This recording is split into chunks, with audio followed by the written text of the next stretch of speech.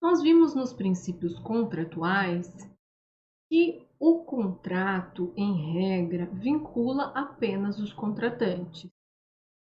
Isso é o que disciplina o princípio da relatividade do contrato. Portanto, o contrato não beneficia nem prejudica terceiros. Esse princípio, como nós vimos também, ele não é absoluto. E agora nós estudaremos os efeitos dos contratos em relação a terceiros. Há pelo menos 3 institutos no Código Civil que estabelecem efeitos que são gerados para terceiros que não participaram da pactuação do contrato. O primeiro efeito é a estipulação em favor de terceiro, previstas entre os artigos 436 e 440 do Código Civil. O que é uma estipulação em favor de terceiro?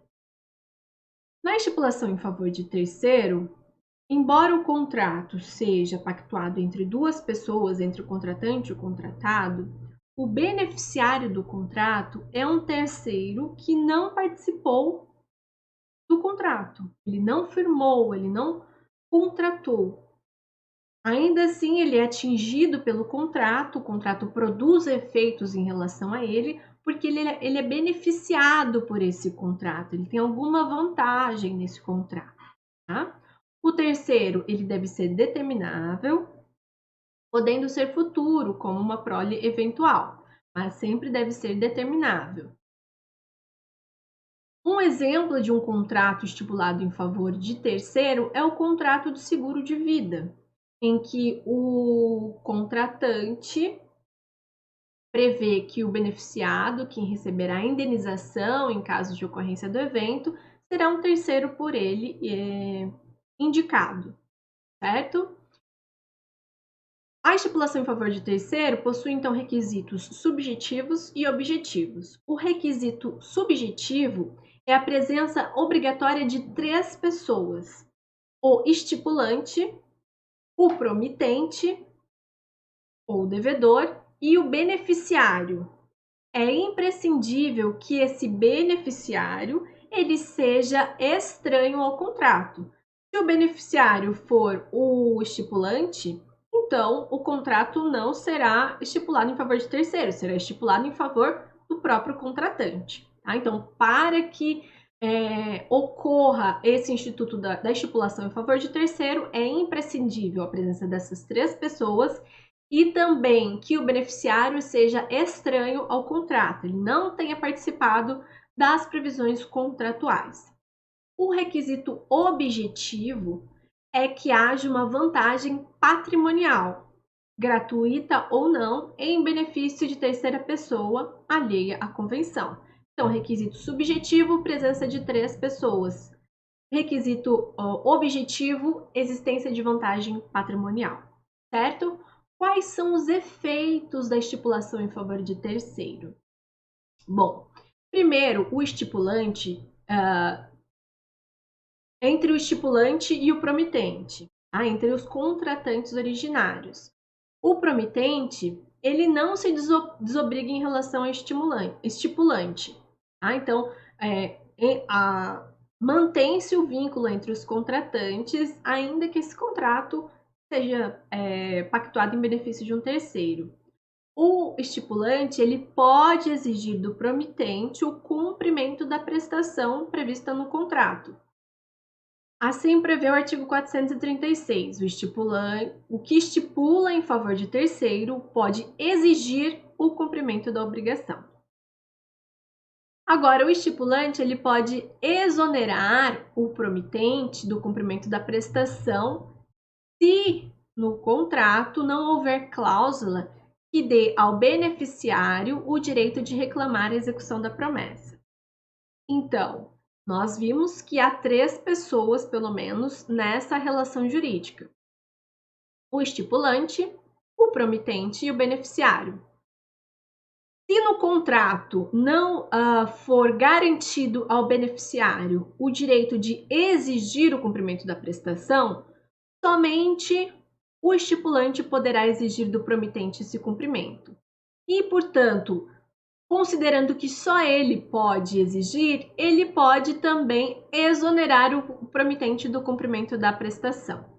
Agora, se ao beneficiário for garantido no contrato o direito de exigir o cumprimento da prestação, o estipulante ele não pode exonerar o promitente, tá? Essa é a previsão do artigo 437. Outro efeito na relação entre o estipulante e o promitente é que o estipulante pode se reservar o direito de substituir o terceiro, de substituir o beneficiário, independente da anuência do promitente. Prevê o artigo 438. O estipulante pode reservar-se o direito de substituir o terceiro designado no contrato, independente da sua anuência e do outro contratante. A substituição pode ser por ato entre vivos ou por disposição de última vontade. Então, o estipulante ele não precisa da anuência do promitente para alterar o terceiro, alterar o beneficiário do contrato. Também não precisa da anuência desse terceiro, desse beneficiário, tá? E quais são os efeitos dessa relação entre o promitente e o terceiro? Bom, essa relação somente surgirá no momento da execução do contrato, porque nós vimos que o terceiro ele não participa das disposições contratuais. Então, da pactuação do contrato, não há nenhuma interferência do terceiro. Agora, na execução do contrato, então surge uma relação jurídica entre o promitente e o terceiro. O terceiro, nessa fase, ele pode exigir o cumprimento da prestação prometida. Prevê o artigo 436, no parágrafo único. Ao terceiro, em favor de quem se estipulou a obrigação, também é permitido exigi-la, ficando todavia sujeito às condições e normas do contrato, se a ele anuir, e o estipulante não inovar nos termos do 438. Então, se o estipulante não alterar, não substituir o terceiro pode exigir o cumprimento da prestação, desde que consinta com os termos do contrato, já que ele não pode exigir nenhuma alteração nesse contrato do qual não fez parte. Ele só pode exigir o cumprimento da prestação, certo? Outro efeito do contrato em relação a terceiro. A promessa de fato de terceiro. Aqui, o contrato ele também produz efeitos em relação a terceiro que não participou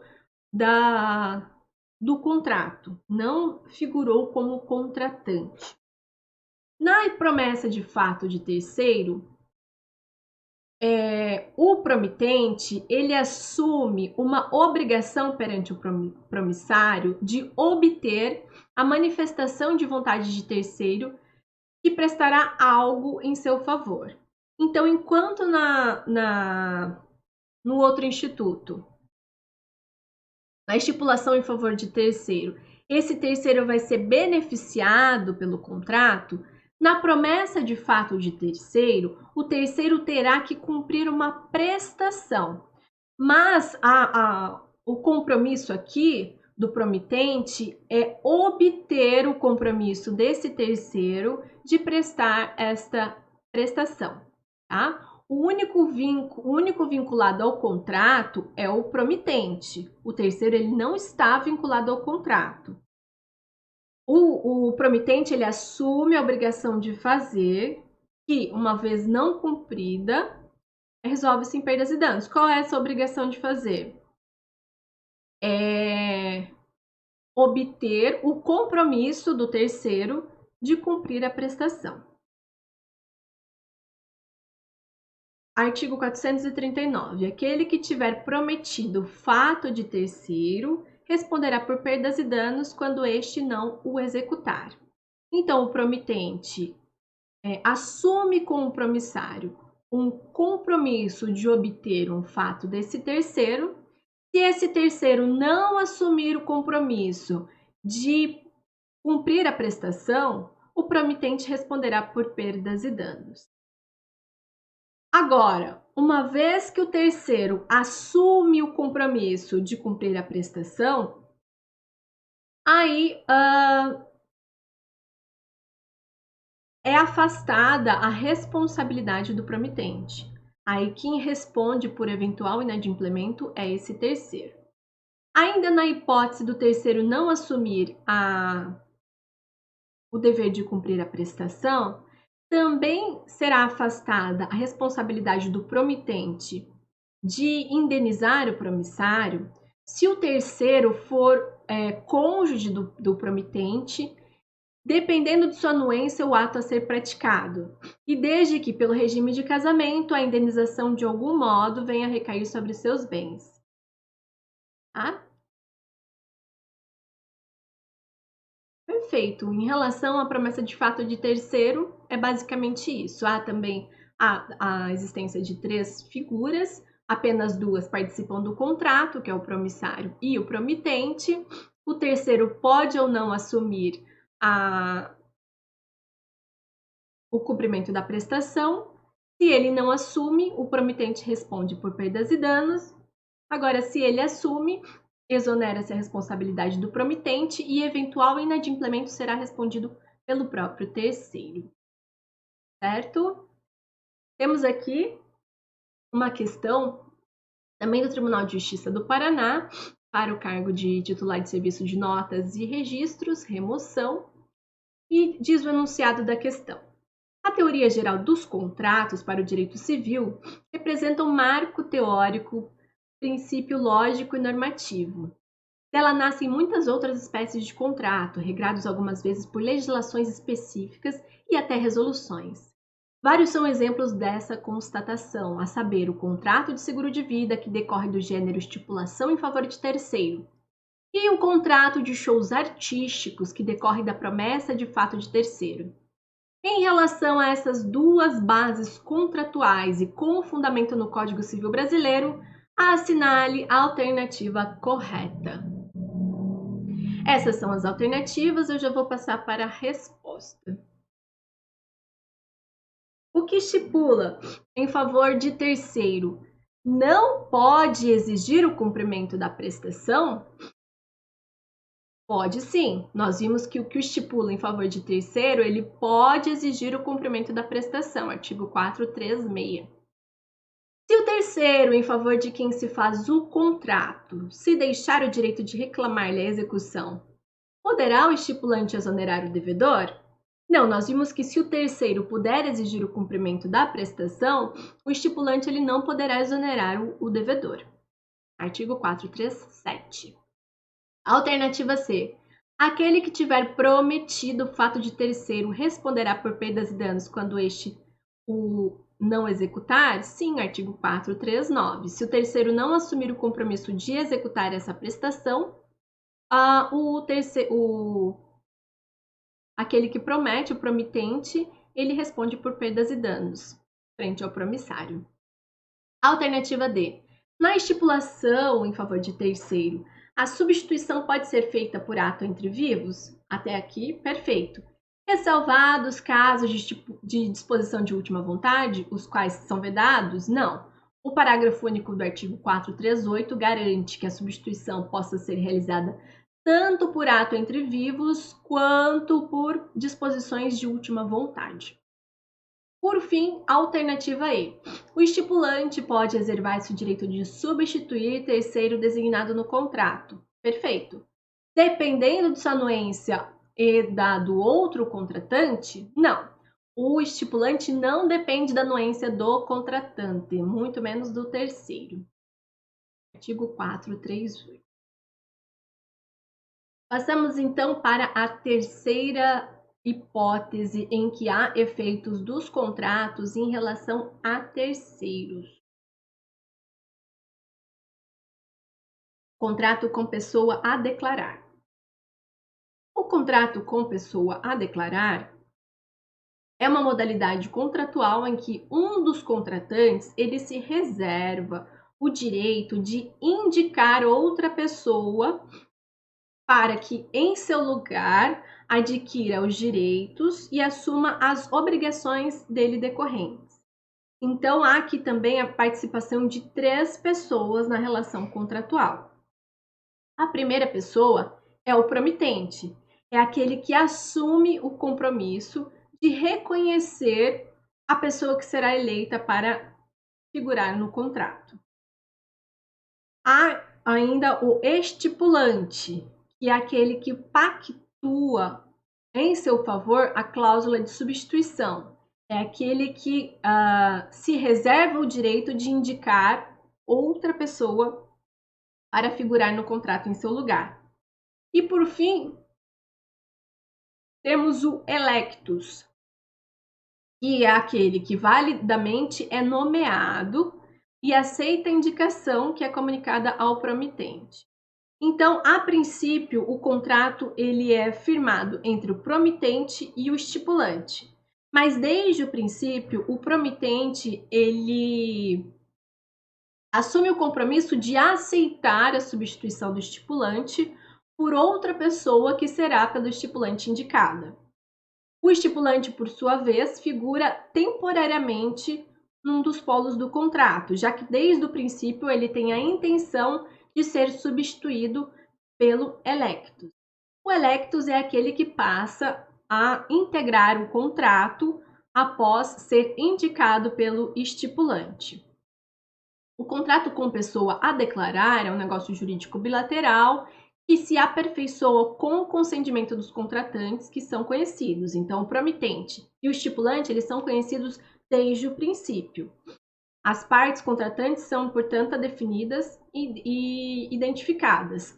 Uma delas, no entanto, o estipulante se reserva no direito de indicar a pessoa que assumirá o seu lugar em um momento futuro, o electus.